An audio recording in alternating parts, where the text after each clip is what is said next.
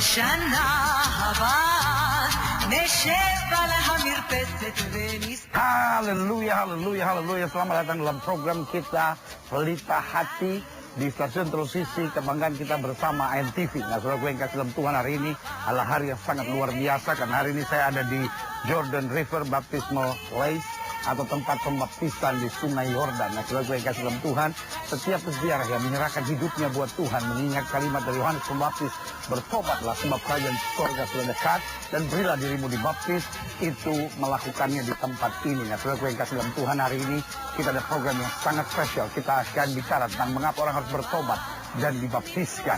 Tetapi juga hari ini kita akan melihat pelaksanaan dari baptisan di Sungai Yordan, karena oleh anugerah Tuhan di samping saya menjadi pembimbing rohani yang mengajar hal-hal tentang firman Tuhan, tetapi justru karena kita ada di Sungai Yordan, ini juga saat yang indah untuk setiap mereka mengalami pengalaman, khususnya belum dibaptis, untuk dibaptis. Dan mereka yang sudah dibaptis, yang rindu lebih dekat lagi dengan Tuhan, maka di tempat ini biasa diadakan rededikasi atau penyerahan hidup kembali. Bukan dibaptis ulang, karena kita tidak percaya baptisan ulangan, tetapi yang kita percaya adalah setelah seorang dibaptis, mungkin kadang-kadang lemah imannya, goyah, sempat jatuh bangun, dia perlu menguatkan hidupnya kembali di dalam terang Tuhan. Dan khususnya ketika seorang ada di Sungai Yordan, rasanya baik untuk mengingat apa yang sudah dia pernah lakukan, yaitu dibaptis, untuk tetap setia dan jadikan Tuhan segalanya.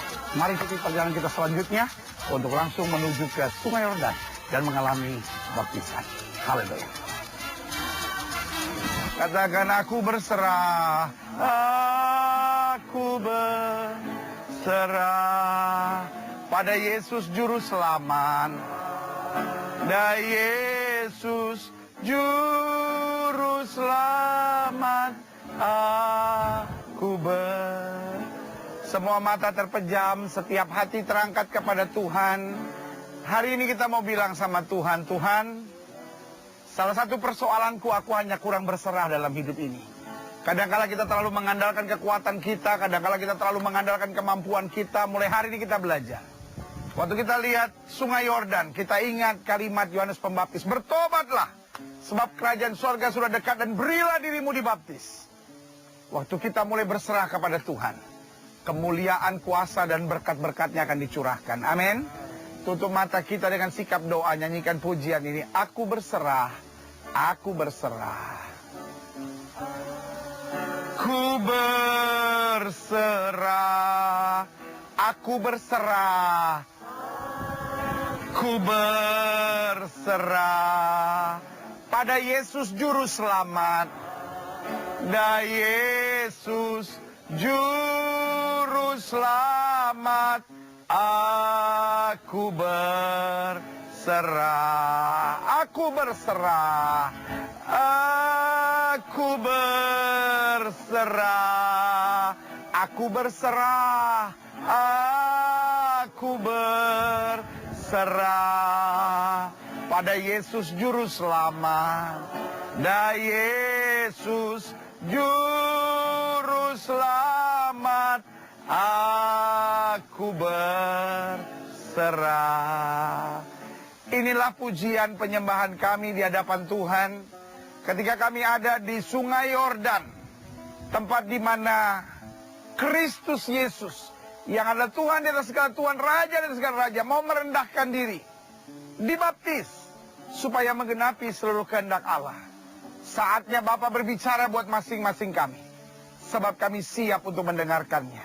Di dalam nama Yesus kami berdoa. Sama-sama kita yang percaya katakan amin. Saudaraku yang kasih dalam Tuhan, selamat datang. Hari ini kita ada di Sungai Yordan, sebuah sungai yang seperti saya sudah jelaskan panjangnya 251 km. Sehingga sungai ini sungai yang sangat penting di wilayah Israel ini. Dan hal yang menarik, sungai ini menjadi sungai sejarah. Kenapa? Karena bangsa umat Allah baru bisa masuk tanah perjanjian ketika dia menyeberangi Sungai Yordan. Artinya apa? Artinya Kristus menggenapinya. Dia menyerahkan diri dibaptis di Sungai Yordan. Kenapa bukan di Danau Tiberias? Kenapa bukan di tempat lain? Kenapa dia memilih Sungai Yordan? Karena memang itu syarat utama. Waktu kita dibaptis, maka kita akan masuk tanah perjanjian. Artinya buat kita secara rohani, bukan tanah ini, tetapi buat kita menjadi warga kerajaan sorga. Yang setuju sama saya katakan amin. Orang tanya, kalau udah dibaptis masih masuk surga? Enggak. Tapi kalau dibaptis dengan betul, dengan kehendak Allah, dengan pemahaman yang betul, pasti. Kenapa?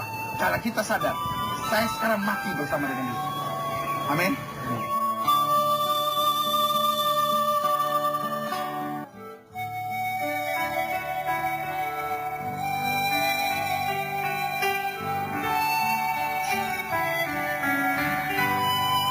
Setiap saudara yang hadir di tempat ini atau setiap peserta rombongan yang diberkati Tuhan, minimal kita tahu apa sih Sungai Yordan ini, kenapa orang dibaptis di Sungai Yordan? Atau mungkin sebagai saudara berkata, kenapa sih rombongan ini harus ke Sungai Yordan, foto-foto di sungai, ada apa di sini? Iya kan? Sehingga kalau kita bicara tentang tema utama kita, deeper and intimate, maka Sungai Yordan ini kita masuk pada kunci yang ke-6. Dan kunci yang ke-6 kita membahas tentang bertobat dan memberi diri dibaptis. Karena kita nggak mungkin dekat sama Tuhan, kita nggak mungkin lebih dalam sama Tuhan kalau kita nggak bertobat dan memberi diri dibaptis. Setuju sama saya katakan amin. Nah, saya pelajari dalam Lukas pasal 3 ayat 3 sampai 6. Kalau sudah bawa Alkitab buka bersama saya. Maka datanglah Yohanes ke seluruh daerah Yordan dan menyerukan, bertobatlah dan berilah dirimu dibaptis, dan Allah akan mengampuni dosamu, seperti ada tertulis dalam kitab nubuatan Yesaya. Ada suara yang berseru-seru di padang gurun, persiapkan jalan untuk Tuhan, luruskanlah jalan baginya. Ayat 5, tiap lembah akan ditimbun, dan setiap gunung dan bukit akan menjadi rata. Yang berliku-liku akan diluruskan, yang berlekuk-lekuk akan apa? Diratakan. Jadi apa makna baptisan? Supaya kita yang tadinya lembah atau gunung, kata Alkitab, ditutup, ditimbun, bukit-bukit menjadi rata, yang berliku-liku, yang hidupnya nggak beres, diluruskan, yang berlekuk-lekuk, yang masih tadinya main-main sama Tuhan, diratakan. Ayat 6, dan semua orang akan melihat keselamatan dari Tuhan. Amin. Sehingga kita bilang, orang akan melihat perbuatanmu yang baik dan memuliakan Bapamu yang di sorga. Berarti pertanyaan kita, kalau kita dilahirkan sebagai orang Kristen misalnya, mengapa Yohanes Pembaptis perlu berkata, bertobat dan berilah dirimu dibaptis? Banyak orang kalau mendengar kata bertobat, yang timbul dalam pikirannya apa sih? Ya kan? Pembunuh, narkoba, seks bebas, penjudi, itu perlu bertobat. Sebagian lagi bilang, saya nggak pernah judi, saya nggak pernah minum mabuk, saya nggak pernah narkoba, masa saya perlu bertobat? Nah, ini yang perlu kita pelajari. Mengapa seorang perlu bertobat dan dibaptis? Yang pertama, kita harus tahu kita semua berjalan dalam kegelapan. Kita perlu berbalik dan melihat terang. Mungkin saudara berkata, apa maksudnya, benar? Pada dasarnya, setiap manusia lahir, kata Alkitab, semua orang telah berdosa dan kehilangan kemuliaan Allah. Lalu perdebatan kita sekarang adalah, kalau bayi lahir, sudah berdosa? Sebagian bilang, ya bayi lahir sudah berdosa dong. Jawaban Alkitab jelas. Bayi lahir tidak berdosa. Tetapi bayi lahir sudah memiliki kecenderungan dosa. Saudara tanya sama saya, apa maksudnya, pendeta? Seorang anak kecil tidak perlu diajarkan berbohong, bisa berbohong. Artinya apa? Sudah punya iya ya. Seorang bayi walaupun apa itu namanya, belum diajar pemberontakan, tapi ketika keadaan tidak menyenangkan buat dia berontak. Dia nangis, wah, iya kan, itu kan pemberontakannya, iya kan? Padahal dia nggak pernah diajar untuk memberontak, iya kan? Padahal kita diciptakan sebetulnya untuk taat, tenang, dan setia. Nah, pertanyaannya, kenapa dia udah bisa begitu? Itu yang saya pelajari. Alkitab menjelaskan setiap manusia telah berdosa. Nah, dosa di sini bukan berarti manusia lahir dengan dosa, tapi manusia lahir dengan kecenderungan dosa. Artinya apa? Arah jalannya menuju gelap. Sama-sama bilang, arah jalan saya menuju gelap. Makanya apa itu bertobat? Bertobat itu bukan berhenti berbuat dosa. Dan banyak orang pikir, oh saya bertobat, saya berhenti berbuat dosa. Ya kan? Saya dulu minum mabuk, judi, sekarang bertobat. Sebab kata dokter, kalau saya minum mabuk lagi, saya bisa mati karena lever saya. Katanya gitu kan? Itu bukan bertobat, itu cuma cuti dari dosa. Ya kan? Apa itu bertobat? Bertobat dalam bahasa aslinya yaitu turn around. Apa artinya turn around? Berbalik 180 derajat. Dari saya berjalan menuju kehancuran menjadi saya berjalan untuk memulihkan. Tadinya saya berjalan menuju dosa, sekarang saya berjalan untuk hidup dalam kemuliaan Tuhan. Jelas sampai di sini. Kenapa kita perlu bertobat? Kita perlu berbalik arah. Karena kita sedang ada di arah yang salah. Kita menuju pada kegelapan, kita menuju pada kehancuran. Itu sebabnya kita perlu bertobat dan setelah itu dibaptis. Kenapa? Supaya kita menerima terang, kita menerima jalan yang benar. Kita akhirnya melihat kemuliaan Tuhan. Yang kedua, mengapa kita perlu bertobat dan dibaptis? Iya kan? Saya pelajari. Karena bertobat itu adalah proklamasi hati. Ada banyak orang yang bilang, loh bertobat cukup dong. Nggak perlu saya dibaptis lah gitu. Dulu juga waktu saya kecil, saya lahir juga udah dibaptis. Ya kan, buat apa lagi saya bertobat dan dibaptis. Nah, Yohanes Pembaptis menekankan dua hal ini. Bertobat dan beri dirimu dibaptis. Artinya satu paket yang tidak bisa dipisahkan. Sama-sama bilang sama saya tidak bisa dipisahkan. Nah, kenapa bertobat harus memberi diri dibaptis? Karena waktu kita bertobat itu proklamasi hati kita. Orang bertobat cuma dia yang tahu. Betul nggak? Ya kan, orang lain kan nggak bisa lihat kan. Orang itu ke gereja udah bertobat. Belum tentu. Bertobat itu cuma saya yang tahu kok.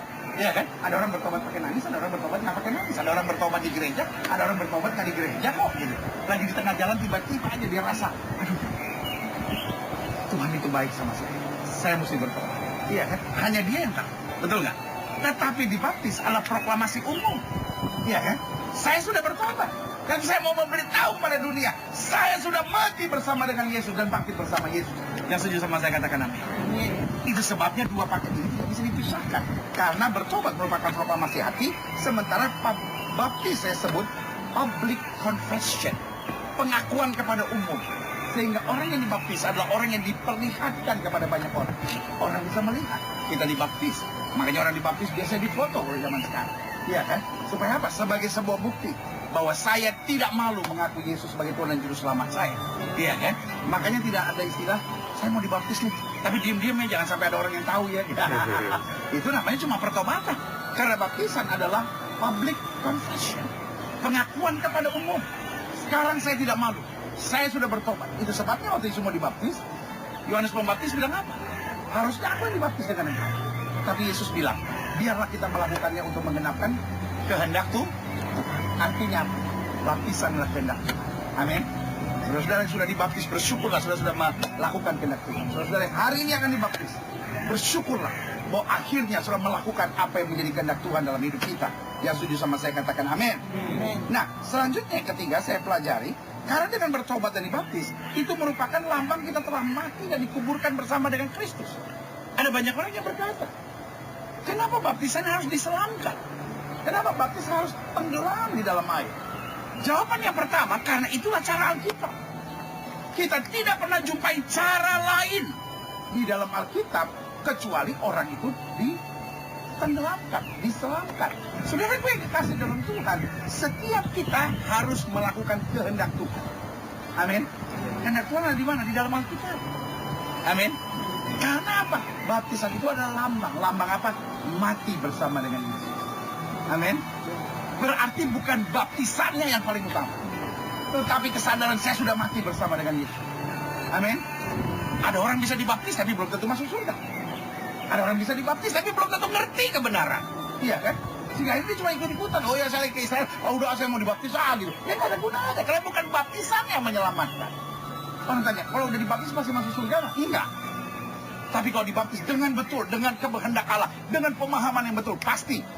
Kenapa? Karena kita sadar, saya sekarang mati bersama dengan Yesus. Amin.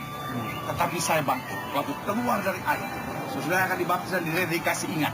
Waktu kita masuk air, itu bukan sekedar cuma formula baptisan kau harus ditenggelamkan. Tapi artinya kau mati bersama Yesus. Waktu kau bangkit, makanya waktu Yesus keluar dari air, burung merpati datang dan berkata, inilah anak yang kukasih, kepadanya aku berkenan. Dengarkanlah. Amin. Iya kan? Doa saya. Mungkin kita nggak melihat burung merpati langsung ada di sini, tetapi di hati kita masing-masing ada terang Roh Kudus yang berkata, kamu ciptaan yang baru, kamu yang kukasih. Mulai sekarang hiduplah dalam kemuliaan. Amin. Sama-sama bilang saya percaya. Amin. Dan yang keempat, saya pelajari kenapa kita harus bertobat dan dibaptis. Karena dengan bertobat dan dibaptis, kita meneladani Kristus. Apa sih Kristen itu? Kita meneladani Kristus. Yohanes Pembaptis sudah diisi dong. Harusnya aku yang dibaptis dengan kamu. Dia udah promosiin dong. Membuka tali kasutnya pun aku tidak layak. Tetapi Yesus bilang sama Yohanes, kita harus melakukan untuk menggenapkan seluruh kehendak. Saudara yang kasih dalam Tuhan, saudara-saudara yang sudah dibaptis, mantapkanlah iman saudara dengan baptisan saudara itu. Ingat saudara sudah mati bersama Yesus dan sudah bangkit di dalam Kristus. Saudara yang hari ini akan dibaptiskan, ingatlah, inilah momentum yang luar biasa buat setiap saudara. Buat saudara yang akan dirededikasikan, inilah momentum yang luar biasa. Buat saudara kembali mengingat pelayanan baptisan saudara dan berkata, saya mesti kembali hidup di mana saya membuat komitmen dengan Tuhan. Tapi itu juga berarti buat setiap kita yang belum bertobat dan dibaptis, biarlah setiap kita berkata, Tuhan, saya harus mengambil keputusan, saya harus mengambil kesimpulan bahwa saya harus dibaptis. Karena kita berkata satu orang bertobat, seluruh isi surga bertempik sorak. Haleluya.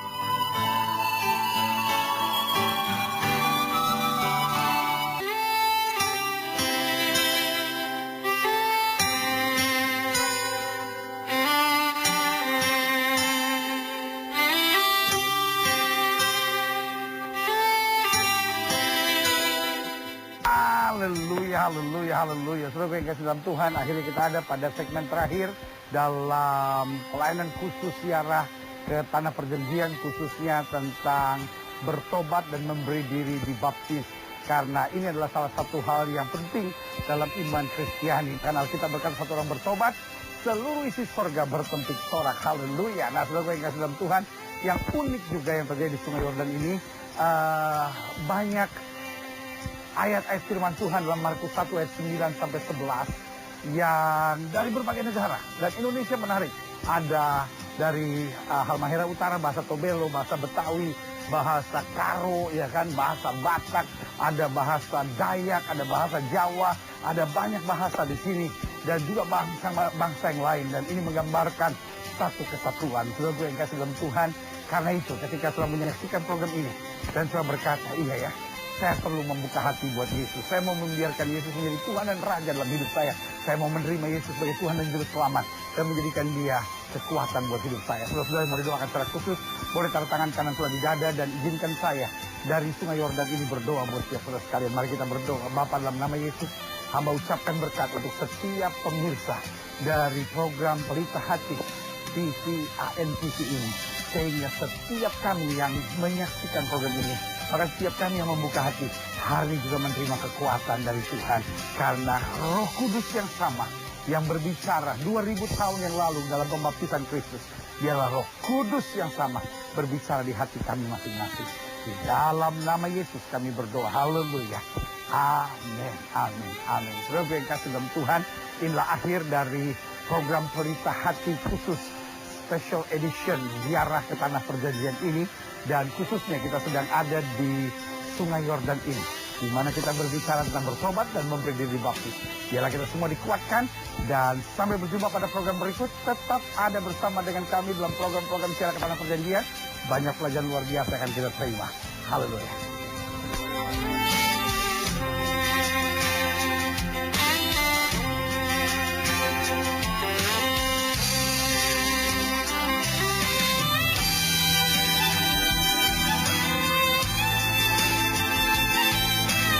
I am your rabbi. I am your teacher. I am your friend. Aku gurumu, aku sahabatmu. Tenanglah, aku ini, jangan takut. Lalu Petrus berseru dan menjawab dia, Tuhan, apabila engkau itu suruh aku datang kepadamu berjalan di atas air. Kalau saya jadi Yesus, saya tinggal, benar-benar saya tinggal.